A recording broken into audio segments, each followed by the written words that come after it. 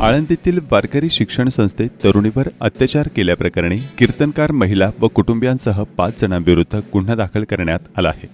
अहिल्यानगरमधून अपहरण करून वारंवार बलात्कार, लग्नासाठी जबरदस्ती आणि ॲसिड टाकण्याची धमकी दिली असल्याची पीडितेने तक्रार दिल्यानं खळबळ उडाली आहे। आळंदी येथील केळगाव रस्त्यावर असलेल्या एका खासगी वारकरी शिक्षण संस्थेत तरुणीला डांबून तिच्यावर वारंवार बलात्कार करण्यात आल्याचा धक्कादायक प्रकार उघडकीस आला आहे। या प्रकरणी एक कीर्तनकार महिला सहभागी असल्याचे समोर आले असून पीडितेने 5 जणांविरुद्ध बलात्कार, अपहरण, धमकी आणि जबरदस्तीने लग्न लावण्याचा प्रयत्न केल्याची तक्रार पोलीस ठाण्यात दाखल करण्यात आली आहे।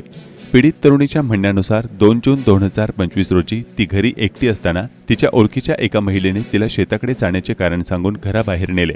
त्याचवेळी वाटेत काळ्या रंगाच्या इर्टिगा MH43 CC 7812 या गाडीतून आलेल्या अण्णासाहेब आंधळे, प्रवीण आंधळे आणि एका अनोळखी चालकाने तिचे जबरदस्तीने अपहरण केले।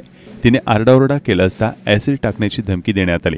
वारकरी शिक्षण संस्थेत बंदिवास आणि अत्याचार नंतर तिला आळंदी येथील खासगी मुलींच्या वारकरी शिक्षण संस्थेत नेण्यात आले। तिथे अण्णासाहेब आंधळे, प्रवीण आंधळे, कीर्तनकार सुनीता आंधळे आणि अभिमन्यू आंधळे यांनी तिला खोलीत डांबून ठेवले। फिर्यादीनुसार या ठिकाणी अण्णासाहेब आंधळे यांनी तिच्यावर वारंवार बलात्कार केला। या घटनेनंतर पीडित तरुणीने 112 आपत्कालीन क्रमांकावर कॉल करून मदत मागितली। पोलिसांनी तत्काळ घटनास्थळी जाऊन संबंधितांना आळंदी पोलीस ठाण्यात आणले। मात्र घाबरल्यामुळे पीडितेने तत्काळ तक्रार दिली नव्हती। नंतर तिने सर्व माहिती कुटुंबियांना सांगितली आणि 7 जुलै रोजी केळगाव पोलीस ठाण्यात अधिकृत तक्रार दाखल करण्यात आली। या प्रकरणी पोलिसांनी अण्णासाहेब प्रल्हाद आंधळे, प्रवीण प्रल्हाद आंधळे, अनोळखी वाहन चालक सुनीता अभिमन्यू आंधळे आणि अभिमन्यू भगवान आंधळे यांच्याविरुद्ध गुन्हा दाखल केला आहे। आरोपींवर अपहरण, बलात्कार, धमकी देणे, जबरदस्ती आणि गुन्हेगारी कट रचण्याच्या गंभीर आरोपाखाली गुन्हा दाखल करण्यात आला आहे। ही घटना उघड झाल्यापासून आळंदी परिसरात मोठी खळबळ उडाली आहे।